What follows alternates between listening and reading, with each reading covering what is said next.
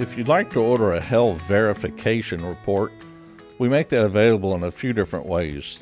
Number one, using the map, you could go to the search bar and type in the address that you're interested in, and then go to the map and see the information about the owner and so forth, and also the Hail dates. And if that's what you'd like, you can simply click on Order Verification Report, and it'll take you to the website where you have 3 different versions of verification reports available. Basic is a simple 1-page, 1 date, did it hail or did it not on a particular date. A 1-site light basically shows you all the storm dates that affected that house, and also the activity within 2 miles. Each one of these you can load a sample report. A full report is about 11 pages. It's completely comprehensive. It gives you all the information about the owner, about the home, about the storms, terminology, the technology that's used, and it's a great tool. It also includes a map of the activity in the report. So you would simply select on one of these. I'm going to go and just run through real quick how to do a 1-site light. Here we would put in the address. It's already filled from what we typed in before, so we'll say check out. And then once it starts cooking, you can see that it's processing. There's 2 steps to it. It shouldn't take very long, but we'll wait, and probably through the magic of video, we'll fast forward till it's done. Okay, it's done, and just in case you didn't know, that it only took about 10 seconds. Here you have some optional fields that you can also round out the report. You could put the property owner's name, and if we don't know it, we'll just we'll put something in here, and you could put their phone number. I don't know, we'll just pick some stuff. If you know the claim number if they've already got a claim that they're working with, their insurance carrier. We've also got an option to include the terminology section. If you're just looking for dates and that's really it, you don't really need the terminology.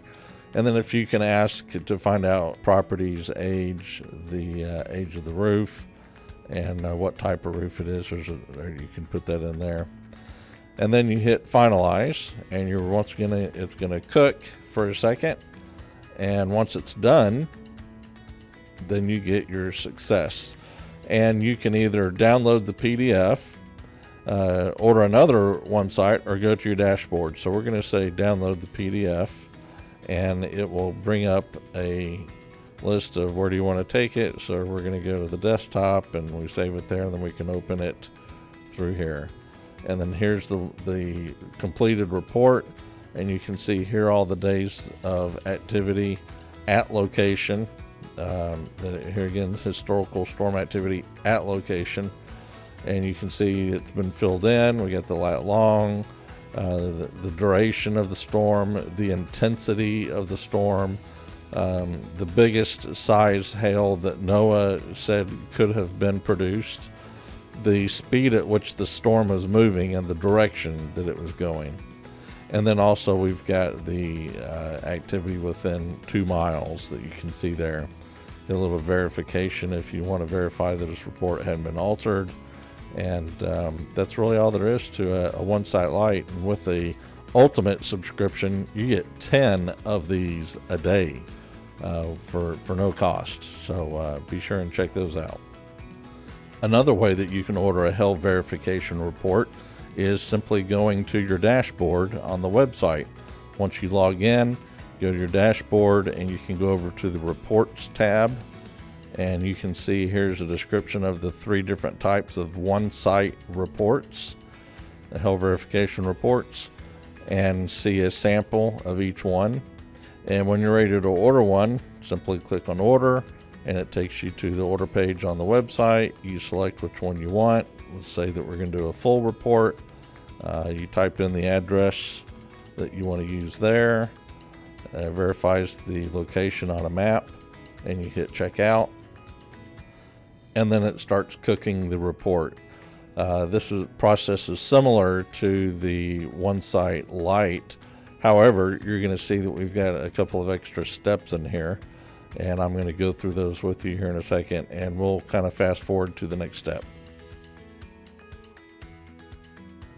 Okay, now that the report has been cooked, you can see these are all the different dates of hail at that address, and we've got little images to show you the pop-up to show you what the map looks like. Looks like there's a pretty big storm there on March the 9th of 2013.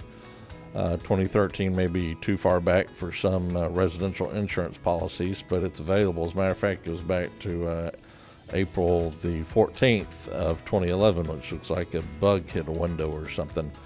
So from here, we have a couple of options.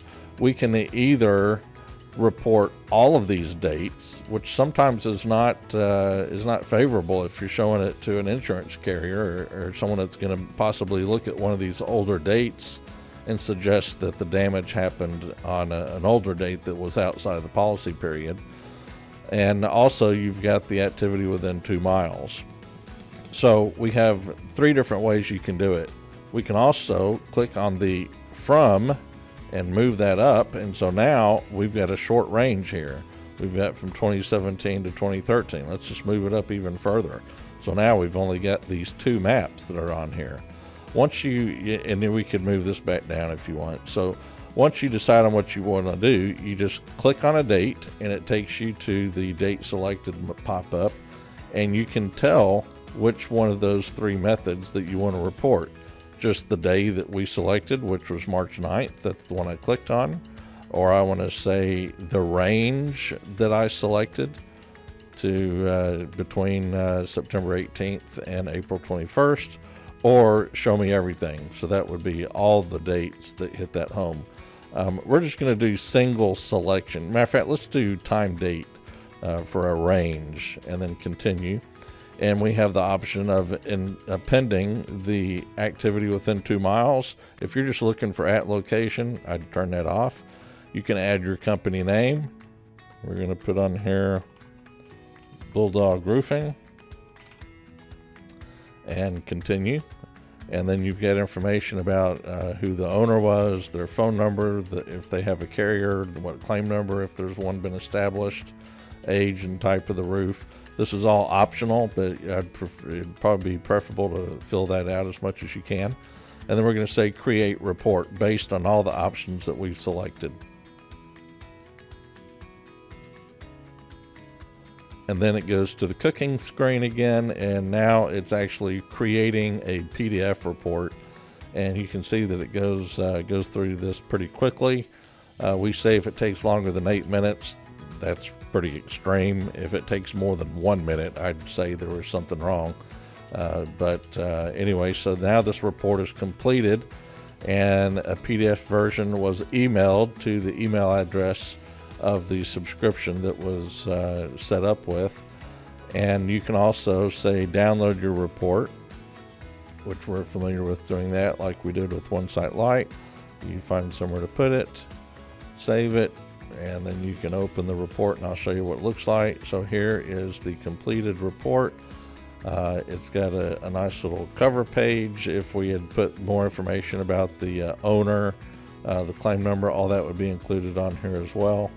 And then this is the main page that tells the information about the homeowner and the property information, the storm dates, the intensity of the storm on the day that was selected, the direction the storm was headed, and then there are the storm dates that we selected.